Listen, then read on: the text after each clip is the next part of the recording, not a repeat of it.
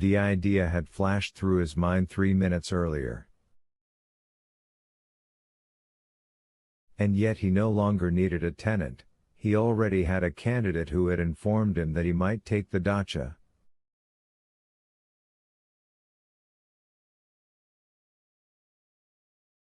Lebedev knew positively, however, that there was no might and that he would certainly take it.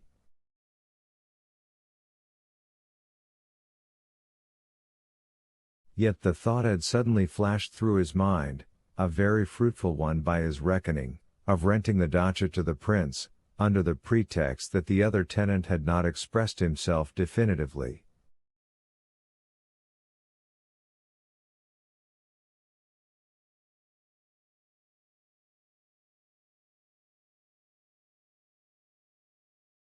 A whole collision and a whole new turn of affairs suddenly presented itself to his imagination.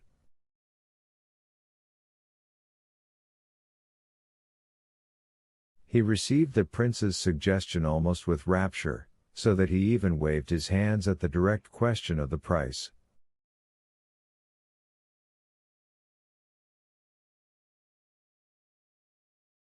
"Well, as you wish. I'll ask. You won't come out the loser."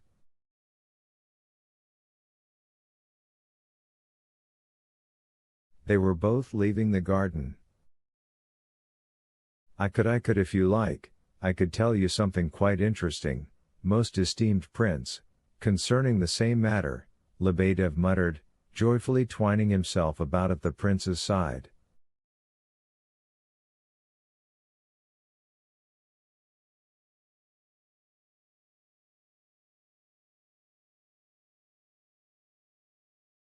The prince stopped. "Daria Alexeyevna also has a little dacha in Pavlovsk, sir." "Well? And a certain person is friends with her and apparently intends to visit her often in Pavlovsk."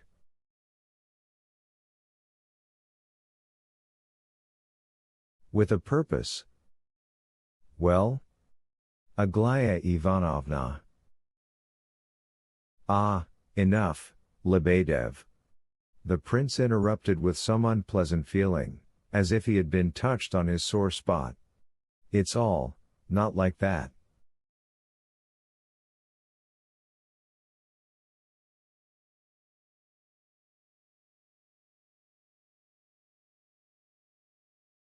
"Better tell me, when are you moving?" "The sooner the better for me. Because I'm staying in a hotel." While talking, they left the garden and, without going inside, crossed the courtyard and reached the gate.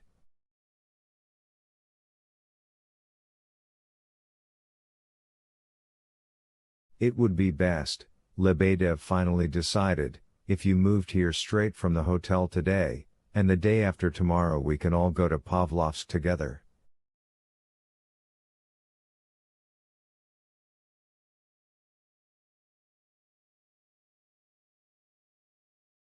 "I'll have to see," the prince said pensively and went out of the gate. Lebedev followed him with his eyes. He was struck by the prince's sudden absent-mindedness. He had even forgotten to say goodbye as he left, had not even nodded his head, which was incompatible with what Lebedev knew of the prince's courtesy and attentiveness.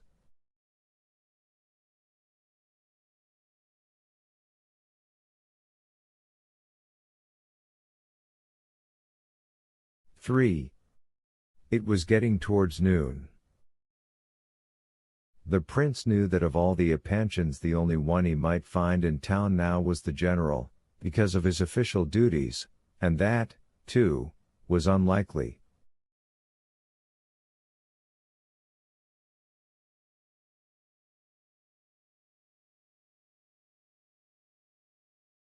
It occurred to him that the general would perhaps just take him and drive straight to Pavlovsk, and he wanted very much to make one visit before that.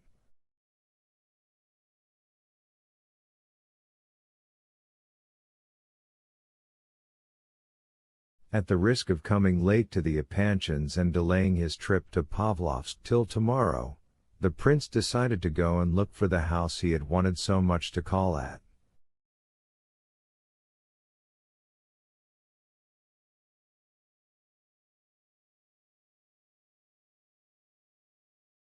This visit, however, was risky for him in a certain sense. He debated and hesitated. He knew that the house was on Gorokovaya Street, near Sadovaya, and decided to go there, hoping that before he reached the place he would finally manage to make up his mind.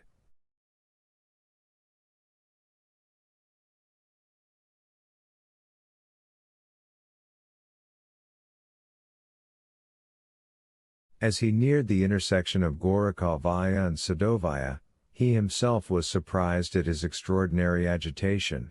He had never expected that his heart could pound so painfully.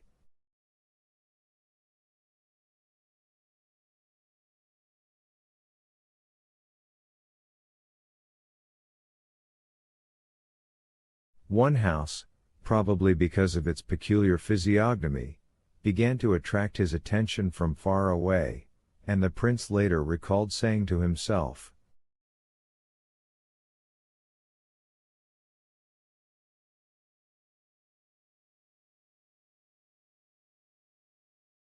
"That's probably the very house." He approached with extraordinary curiosity to verify his guess. He felt that for some reason it would be particularly unpleasant if he had guessed right.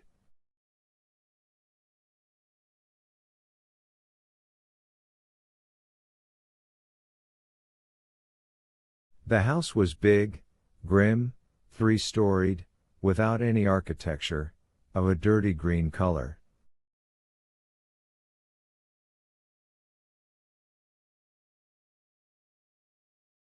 Some, though very few, houses of this sort, built at the end of the last century, have survived precisely on these Petersburg streets, where everything changes so quickly, almost without change.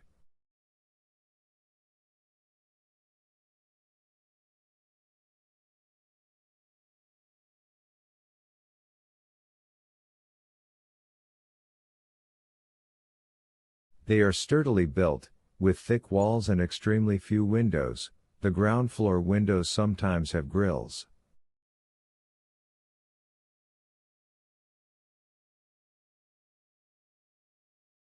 Most often there is a money changer's shop downstairs. The castrate 14 who sits in the shop rents an apartment upstairs. Both outside and inside, everything is somehow inhospitable and dry. Everything seems to hide and conceal itself, and why it should seem so simply from the physiognomy of the house, would be hard to explain.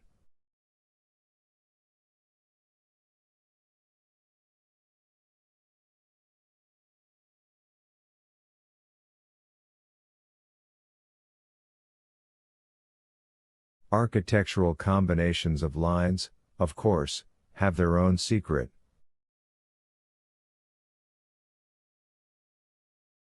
These houses are inhabited almost exclusively by commercial folk. Going up to the gates and looking at the inscription, the prince read, "House of the Hereditary Honorary Citizen Rogozhin." No longer hesitant, he opened the glass door, which slammed noisily behind him, and started up the front stairway to the second floor.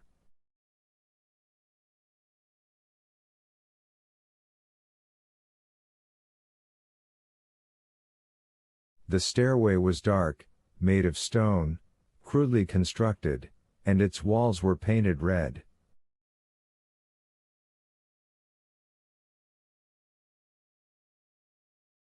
He knew that Rogozhin with his mother and brother occupied the entire second floor of this dreary house.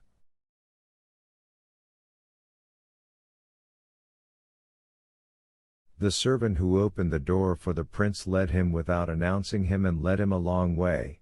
They passed through one reception hall with faux marbre walls, an oak parquet floor, and furniture from the 20s, crude and heavy, passed through some tiny rooms, turning and zigzagging, going up 2 or 3 steps and then down the same number, and finally knocked at some door.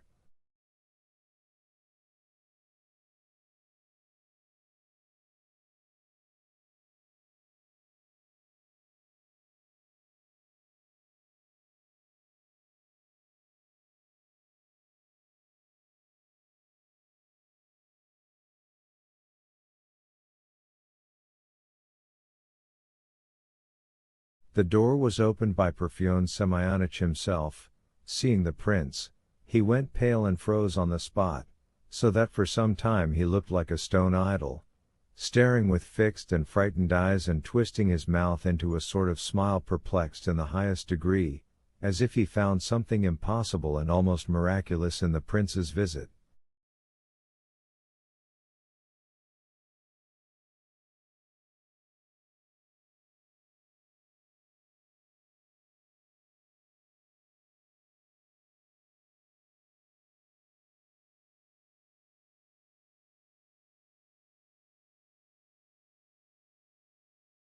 The prince, though he had expected something of the sort, was even surprised.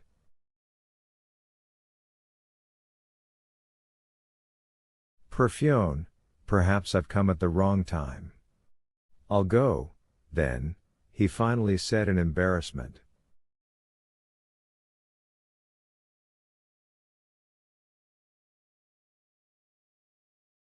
The right time. The right time. Parfen finally recollected himself. Please come in.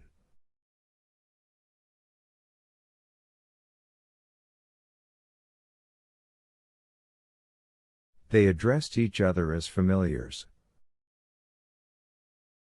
In Moscow they had often happened to spend long hours together, and there had even been several moments during their meetings that had left an all too memorable imprint on both their hearts.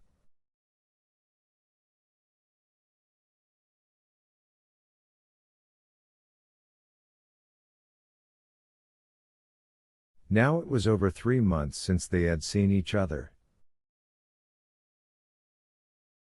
The paleness and, as it were, the quick, fleeting spasm still had not left Rogojin's face.